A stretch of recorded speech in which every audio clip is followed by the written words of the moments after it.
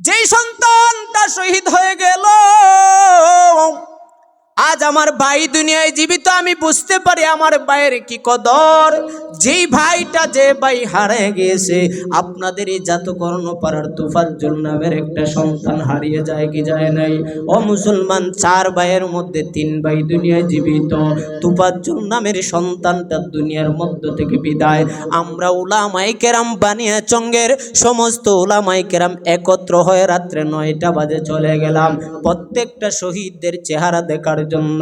আমরা ঘুরে ঘুরে ঘুরে ঘুরে তাকায় দেখলাম যাত্রাপাশার একটা শিশু সন্তান, মাত্র 9 থেকে 10 বছর বয়স। এই শিশু সন্তানটা তার বাবার সাথে, বাবা কাঁচামালের ব্যবসা করতো ভ্যান গাড়ি দিয়া দিয়া, মাইকটা হাতের মধ্যে হ্যান্ড মাইক নিয়া বাবা বলতো তরকারি লাগবে কি তরকারি। শিশু সন্তানটা বাবার কাছ থেকে মাঝে মধ্যে মাইক নিয়ে নিয়ে বলতো তরকারি তরকারি।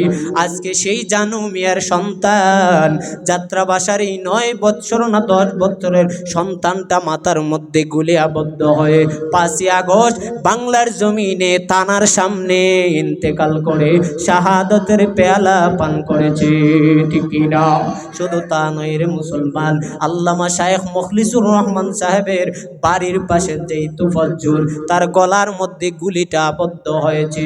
আমি নিজের চোখে থানার সামনে প্রথমেই দেখলাম গুলি এমন ভাবে বুলেটটা ঢুকে গেল, এই বুলেটের চেহারাটা আমি নিজের হাতে নিয়ে নিলাম। এই বুলেটটা এত পাওয়ার পাওয়ার, যেই জায়গায় গিয়ে ঢুকেছে একদম ছিদ্র করে গোশত সহ জ্বালিয়ে দিয়েছে। নাউজুবিল্লাহ। আমার প্রাণের ভাইয়েরা, বন্ধুরা, আজকে এই দুনিয়ার মধ্যে মানুষ বড় কষ্টে। যার মা চলে গেল, যার ভাই চলে গেল, যার বোন চলে গেল, সে বুঝে ভাই হারা কেমন বেদনা। যার বাবা চলে গেল, সে বুঝে বাবা হারা কেমন বেদনা। যার বোন চলে গেল, সে বুঝে তার বোন হারা কেমন বেদনা। গতকালকে লাইভে দেখলাম ভারতের মধ্য থেকে শেখ হাসিনা নিজে লাইভের মধ্যে আইসা কয়, বাঙালি এত খারাপ আমি আগে জানতাম না, মেট্রো রেল করলাম, বঙ্গবন্ধু টানেল করলাম, আরো কত কিছু সুন্দর করে পুরা শহরটাকে ফ্লাইওভার দিয়ে দিয়া জামমুক্ত করে দিলাম। আজকে আমার পুলিশ বাহিনীদেরকে বাঙালি ভাবে হত্যা করলো, এর বিচার আমি চাই। নাউজুবিল্লাহ বলে। জীবনে যে গড়ের নাম শুনি নাই, আমরা তো মনে করি আয়না মানি সামনে নিজের চেহারা দেখার জন্য, কিন্তু আজকে এই জালিম শাসক ধ্বংস হওয়ার কারণে, দেশ থেকে পালিয়ে যাওয়ার কারণে সেনাবাহিনীর মেজররা আমাদের সামনে প্রকাশ করে দিল আয়নাগর আয়নাগর। ও মুসলমান, তাকায় দেখলাম কোনো কুকুর শুকুরের হাড্ডি কানের মধ্যে নাই, হাজার হাজার লাখো লাখো মানুষের হাড়ের কঙ্কালগুলো পড়ে আছে, ঠিক কিনা? কিসের জন্য এদের কি অপরাধ? কিসের অপরাধ? আমার এই বানিয়াচঙ্গের 9টা সন্তানের কি অপরাধ ছিল? এ মুসলমান, আমার বাংলার জমিনের ছাত্র ভাইদের, ছাত্র বোনদের কি অপরাধ ছিল? এই স্বৈরাচার সরকার তাকা অবস্থায় হক কথা বলতে গেলে অনেক ভয় আসছে, ঠিক কিনা? হক কথা বলতে গেলে হয়তো যদি ঢাকা শহরে হক কথা বলতাম, আওয়ামী লীগের কিছু চেলা বাহিনী মসজিদের দায়িত্বে থাকা অবস্থায় হক কথা বললে হয়তো ইমাম সাহেবের চাকরি আউট, আর না হয় যেই কোনোভাবে চক্রান্ত করে ইমাম সাহেব উলামায়ে কেরামের ইমানটাকে দুর্বল বানানোর জন্য মিথ্যা অপবাদ দিয়ে সম্মানহানি, ঠিক কিনা? আজকে কোথায় গেল বাহাদুরি? কোথায় গেল তোমাদের শক্তি? কোথায় গেল তোমাদের শক্তি? ও মুসলমান, বাংলার জমিনের শেখ হাসিনার কাছের একটা মানুষ, যাকে এক নামে চিনে মানুষ, কাউয়া, কথা কয় না, কাদির, ऐसा चीज नहीं है, খুব শক্ত চিজ, সে খুব মারাত্মক একটা চিজ ছিল, জিনিস ছিল। এই উলামায়ে কেরাম যখন হক কথা বলতেন, এই মঞ্চের মধ্যে বৈশা যখন মানুষরা নিজের ইমানের দাবিতে ইসলাম কায়েমের জন্য হক কথা বলতেন, তখন বলতো ক্ষমতা আমাদের হাতে, প্রয়োজনে আমাদের জীবন দেব, তারপরও আমাদের কাছ থেকে ক্ষমতা নিতে পারবে না, বাংলাদেশ ছাড়ব না। আজকে কোথায় গেলা? তোমাদেরকে রাইকা তোমাদের খালা মনি পালাইছে, কেউ টের পাইলা না। ঠিক কি না বলে? কই গেল তোমাদের খালামণি আর আফামণি? এ প্রাণের মুসলমান ইমানদার আল্লাহর গোলাম, বড় কষ্টের সহিত বলতে হয়, যেই সন্তানটা শহীদ হয়ে গেল, আজ আমার ভাই দুনিয়ায় জীবিত, আমি বুঝতে পারি আমার ভাইয়ের কি কদর। যেই ভাইটা যে ভাই হারিয়ে গিয়েছে, আপনাদের এই জাতকর্ণ পাড়ার তুফাজ্জল নামের একটা সন্তান হারিয়ে যায় কি যায় নাই? ও মুসলমান, 4 ভাইয়ের মধ্যে 3 ভাই দুনিয়ায় জীবিত। তুফাজ্জল নামের সন্তানটা দুনিয়ার মধ্য থেকে বিদায়। আমরা উলামায়ে কেরাম বানিয়াচঙ্গের সমস্ত উলামায়ে কেরাম একত্র হয়ে রাত্রে 9টা বাজে চলে গেলাম প্রত্যেকটা শহীদদের চেহারা দেখার জন্য। আমরা ঘুরে ঘুরে ঘুরে ঘুরে তাকায় দেখলাম যাত্রাপাশার একটা শিশু সন্তান, মাত্র 9 থেকে 10 বছর বয়স। এই শিশু সন্তানটা তার বাবার সাথে, বাবা কাঁচামালের ব্যবসা করত ভ্যান গাড়ি দিয়া দিয়া, মাইকটা হাতের মধ্যে হ্যান্ড মাইক নিয়া বাবা বলতো তরকারি লাগবে কি তরকারি। শিশু সন্তানটা বাবার কাছ থেকে মাঝে মধ্যে মাইক নিয়ে নিয়ে বলতো তরকারি তরকারি। আজকে সেই জানু মিয়ার সন্তান, যাত্রাবাসার এই 9 বছর না 10 বছরের সন্তানটা মাথার মধ্যে গুলি আবদ্ধ হয়ে 5ই আগস্ট বাংলার জমিনে থানার সামনে ইন্তেকাল করে শাহাদতের পেয়ালা পান করেছে। ঠিক না? শুধু তা নয় রে মুসলমান, আল্লামা শায়েখ মুখলিসুর রহমান সাহেবের বাড়ির পাশে যেই তুফাজ্জল, তার গলার মধ্যে গুলিটা আবদ্ধ হয়েছে। আমি নিজের চোখে থানার সামনে প্রথমেই দেখলাম গুলি এমন ভাবে বুলেটটা ঢুকে গেল, এই বুলেটের চেহারাটা আমি নিজের হাতে নিয়ে নিলাম। এই বুলেটটা এত পাওয়ার যেই জায়গায় গিয়ে ঢুকেছে একদম ছিদ্র করে গোশত সহ চালিয়ে দিয়েছে। নাউজুবিল্লাহ। আমার প্রাণের ভাইয়েরা বন্ধুরা, আজকে এই দুনিয়ার মধ্যে মানুষ বড় কষ্টে,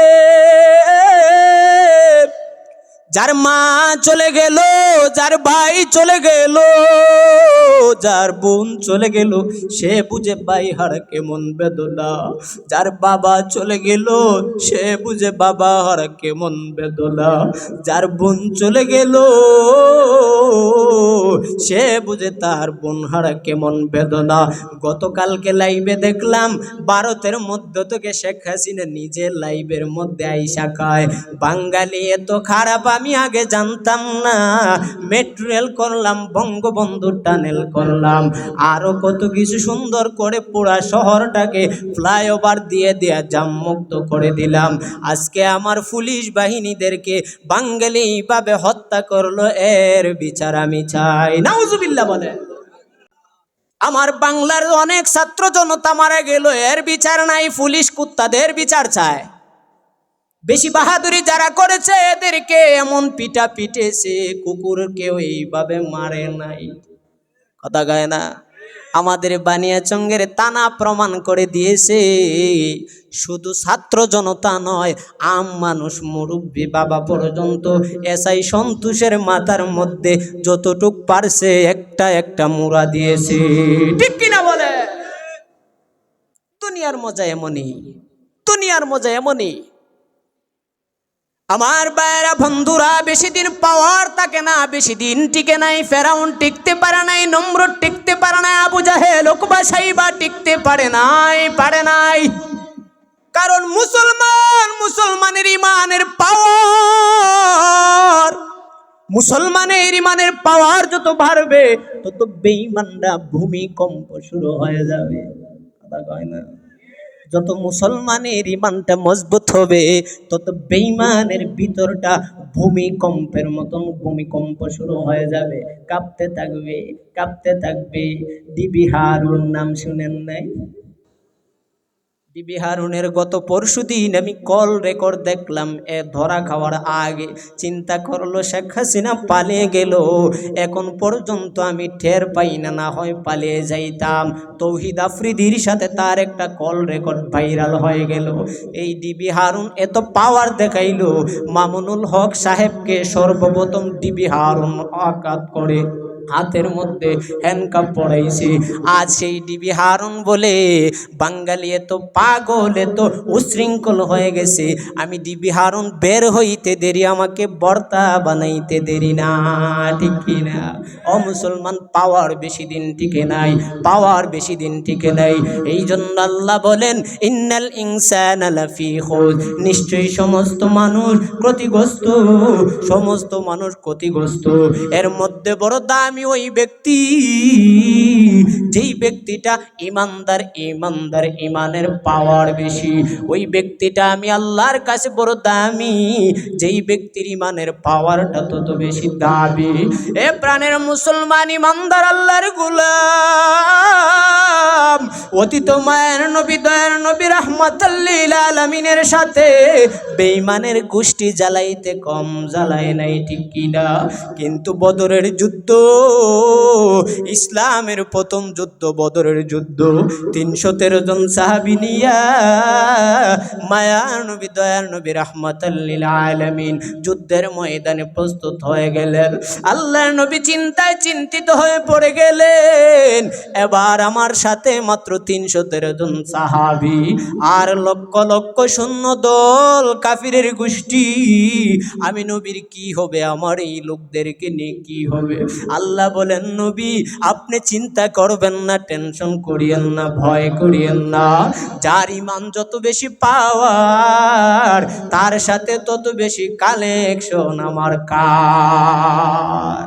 আর জুড়ে বলেন কার? যার ইমানটা যত বেশি পাওয়ার তত বেশি রিলেশন আমার আল্লাহর। আল্লাহ বলেন নবী টেনশন করিয়েন না, চিন্তা করিয়েন না। ৩১৩ জন সাহাবী নিয়া মায়া নবী দয়া নবী রাহমাতাল লিল আলামিন যুদ্ধের ময়দানে, জিহাদের ময়দানে যুদ্ধ করতে আরম্ভ করলেন। ধীরে ধীরে ধীরে ধীরে বেঈমানের দল মায়ার নবীর বাহিনীদেরকে আঘাত করতে আরম্ভ করলো। যখন নাকি মুসলমানরা ইমানের পাওয়ারে তলোয়ার নিয়ে নিয়ে দৌড়াইতে আরম্ভ করলো, আল্লাহর নবী বলেন যুদ্ধ বিজয়ের সময় আমি দেখতে লাগলাম আকাশ থেকে, আসমান থেকে কারা জানি একদল বাহিনী নেমে আসছে। জুড়ে বলে আল্লাহু আকবার। একদল বাহিনী সে আসমান থেকে নাইমা কচুর মতন তলোয়ার দিয়া দিয়ে বেঈমানদেরকে হত্যা করে ফেললো, কতল করে ফেললো। আল্লাহর নবী শেষ পর্যন্ত বিজয়ী লাভ করে আল্লাহর নবী জানায় দিলেন, আল্লাহর নবীকে আল্লাহ জানায় দিলেন ইয়া রাসূলুল্লাহ হাবিব, আজকে আপনি জানেন আপনার ৩১৩ জন সাহাবী যুদ্ধের মধ্যে বিজয় লাভ করতে পারতো না, আমি আল্লাহ কুদরতিভাবে আমার ফেরেশতাদের মাধ্যমে বদরের ময়দানে আপনার সম্মান বাড়িয়েছি। সুবহানাল্লাহ। আমার প্রাণের ভাইয়েরা বন্ধুরা, ফেরাউন অনেক চেষ্টা করেছিল, নিজে খোদা দাবি করেছিল, আল্লাহকে খোদা বিশ্বাস করে নাই, ঠিক কিনা? সেই ফেরাউনের ক্ষমতা টিকে নাই। জিব্রাইল আলাইহিস সালাতু ওয়াস সালাম মুরব্বির বেশ ধইরা আসছেন জাহাপনা। ও জাহাপনা ফেরাউনের কাছে জিব্রাইল আইসা একটা কাগজের মধ্যে ওনার নিজের হাত থেকে জিব্রাইল ফেরাউনের সামনে গিয়ে বলল, ও আমাদের খোদা, ও জাহাপনা, আপনি হলেন আমাদের বাদশাহ, আপনি হলেন আমাদের মুনিব, কিন্তু আপনি মুনিব থাকা সত্ত্বে যদি আপনার কোনো গোলাম আপনার মতন ক্ষমতাওয়ালা হইতে চায়, আপনাকে বাদ দিয়ে যদি সে নিজে আপনার সমতুল্য হইতে চায়, তার কি শাস্তি হবে? সেই ফেরাউন বলেছিল তার শাস্তি সাধারণ নয়, কঠিন শাস্তি দেওয়া লাগবে। বলে কেমন শাস্তি দেওয়া লাগবে? বলে এমন শাস্তি দিতে হবে আমাদের পাশে মিশরের মধ্যে নীল নদ, নীল দরিয়া, যারা যারা আমি ফেরাউন বাদশা থাকা সত্ত্বে যারা নিজেকে নিজে বাদশা মনে করবে, আমার হুকুম মানবে না, আমার তরিকা মানবে না, এদেরকে নীল দরিয়ার চুবরানি খাওয়াইয়া, ফেক খাওয়াইয়া মারতে হবে। জিব্রাইল জিব্রাইল আমিন বলেন যাব না, তাহলে আর দেরি কিসের, আপনি নিজে একটা শিল মেরে দেন, দস্তখত দিয়ে দেন, যেন আমরা প্রমাণটা দেখাইতে পারি। জুড়ে কোন আল্লাহু আকবার। ওয়া মাকারু ওয়া মাকারাল্লাহ ওয়াল্লাহু খায়রুল মাকিরিন।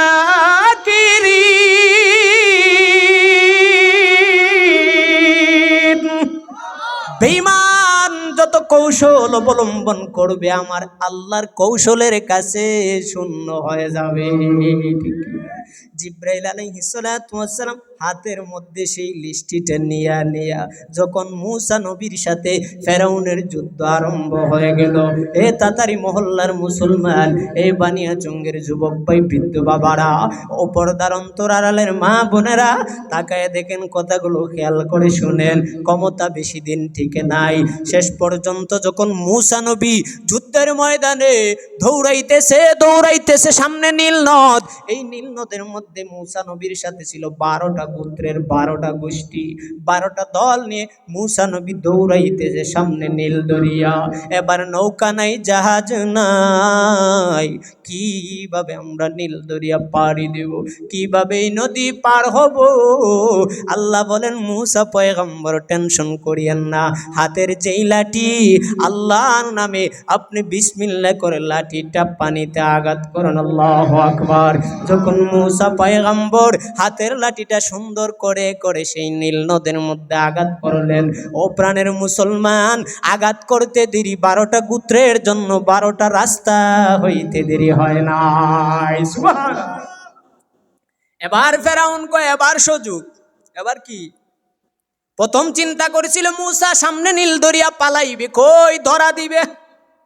যখন দেখলো 12টা গোত্রের জন্য 12টা রাস্তা হয়ে গেল, মূসা পয়গম্বরের 12টা গোত্রের মানুষ 12 রাস্তায় উঠতে আরম্ভ করলো। তারা ধীরে ধীরে যাইতে রাস্তা যখন অতিবাহিত করতেছে, ফেরাউনের বাহিনী বলে, জাহাপনা কি করব, তারা তো পালিয়ে যাইতেছে, আমরাও কি রাস্তা দিয়ে যাব? বলে, হ্যাঁ, এমন সুযোগ সব সময় হয় না, সুযোগটা কাজে লাগা। ও মুসলমান, বুঝে থাকলে জবাব দেন, আল্লাহ ধরে না, ধরলে আল্লাহ ছাড়ে না। ঠিক কিনা বলে? আল্লাহ ছাড় দেয়, ছেড়ে দেয় না। ফেরাউনের বাহিনী সেই গোত্রের রাস্তা দিয়ে ঢুকতে আরম্ভ করলো। মূসা পয়গম্বরকে হত্যা করব, মূসার বাহিনীদেরকে আজকে পরাজয় করে দেখায় দিব। আল্লাহ বলেন, দমলো থাম, আর বেশিক্ষণ লাগবে না, সামনে আগা। ফেরাউন নিজের ক্ষমতার বাহাদুরি দিয়া এই রাস্তার মধ্যে উঠতে দেরি, মধ্যখানে যখন গিয়েছে, আল্লাহ নীল নদের পানি, আর দেরি করবি না, যেমন ছিলে তেমনে পরিণত হয়ে যা। সুবহানাল্লাহ। পানি আল্লাহর হুকুমে চলে কি চলে না? আপনি কি পারবেন শূন্য এক জায়গার মধ্যে একটা পানিকে রাখতে? কথা বলেন। কিন্তু আসমান, যে আসমানের মধ্যে খুঁটি নাই, যে আসমানের মধ্যে কোনো ছাদ নাই, আমরা রাখতে পারি না। আটলান্টিক মহাসাগর থেকে আল্লাহ কুদরতিভাবে ওই পানিটাকে সুন্দর করে ঘূর্ণিঝড়ের মতন উঠায়। বৈজ্ঞানিকরা বলে, আটলান্টিক মহাসাগরের মধ্যখান থেকে আল্লাহ কুদরতিভাবে বৃষ্টির পানি উঠায় নেয়, আর ওই পানি আকাশের মধ্যে যখন উড়ে, সেটা আবের অবস্থায় পানিগুলো শূন্য চলতে থাকে।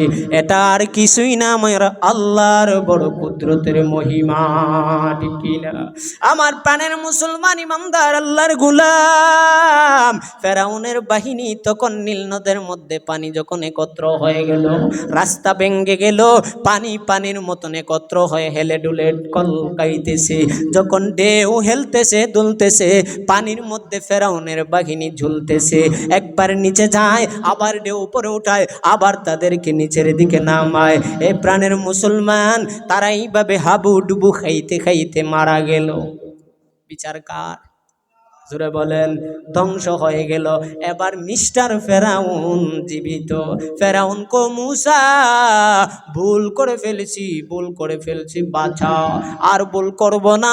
তুমি বিজয়ী হয়ে গেছো, তোমার রবকে মানবো বাছা, আর এমন অন্যায় করব না, এমন পাপ করব না, এমন কিছু করব না। আল্লাহ বলেন জিব্রাইল যাও, এই দলিলটা ফেরাউনের সামনে নিয়ে হাজির করো। আল্লাহর হুকুম পাইয়া জিব্রাইল আলাইহিস সালাতু ওয়াস সালাম সেই চিঠি নিয়ে হাজির। জিব্রাইল আমিন আলাইহিস সালাতু ওয়াস সালাম এই চিঠি নিয়ে হাজির হয়ে বললেন, জাহাপনা, আজকে আপনি দেখেন তো এই চিঠিটা কার?